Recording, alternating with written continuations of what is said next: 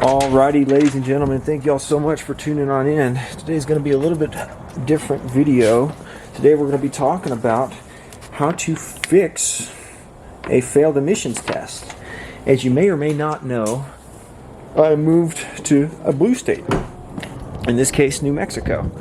Generally I prefer states that treat people with respect and give them individual freedom. I don't mind the taxes because they're not terrible here in New Mexico, but one of the downsides is you have to pass emissions, and as that sheet showed, I did not, because I had a check engine light on. And part of the reason why was because this here oxygen sensor was out. So I want to save y'all a little bit of trouble as far as how to fix this and talk about the tools that you'll need. Okay, so first thing, you're going to need a hydraulic jack. Second thing you're going to need is jack stands. Hydraulic jacks aren't things that you're supposed to rest your car on when you go under.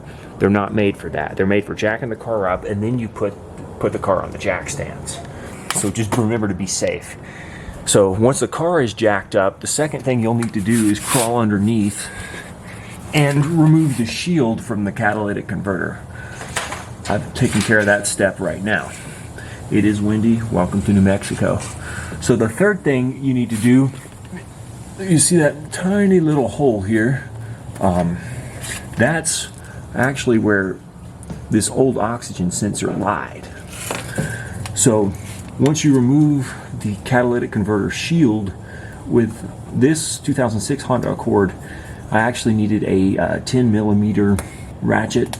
Anyway, the shield comes off. Be sure you save the bolts. Once the shield is off, then you can go in and with like a crescent wrench, take out this guy. This is where I'm having trouble. If you go in and feel around, there's like a little rubber plug to where the oxygen sensor connects to the rest of the car. The new oxygen sensor has a connection that's like this. So the problem is, you wonder, where does it connect? This is the fun part.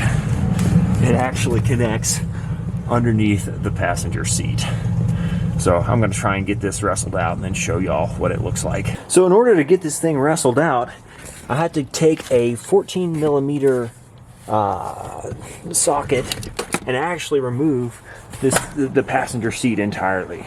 So this passenger seat is now floating, but now we can see we got the oxygen sensor out, and yes, that is underneath the car. You can see that's a clear hole right through the car. So it's good that there's this rubber seal.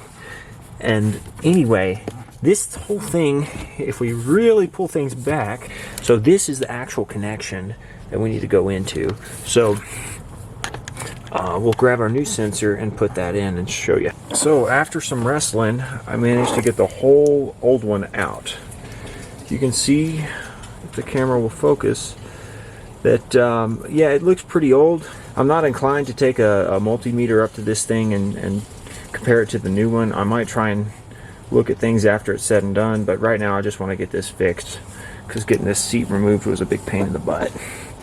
But I mean, at the end of the day, we got the old one, and hopefully this fixes my check engine light problem. So here's just a comparison of the old versus the new. It's nice and shiny. I guess once it gets threaded through, I'll get rid of this plastic piece that protects the threads here, and we'll go from there. So the last part of threading this through the seat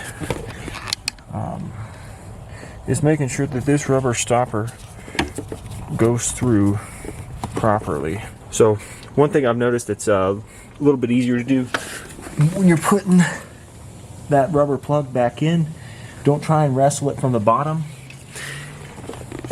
It's easier to go in from the top here and wrestle it that way from underneath the seat.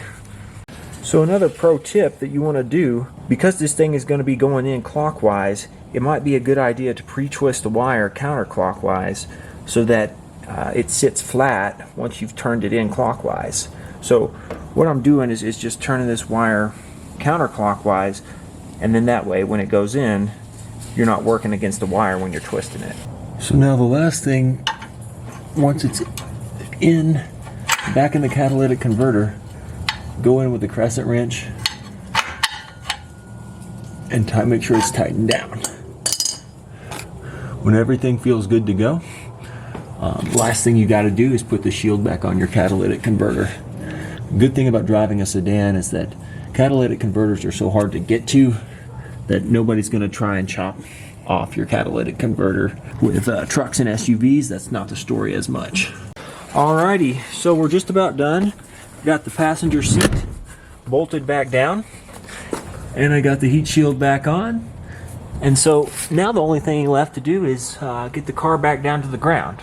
We'll use our jack and bring this thing back down.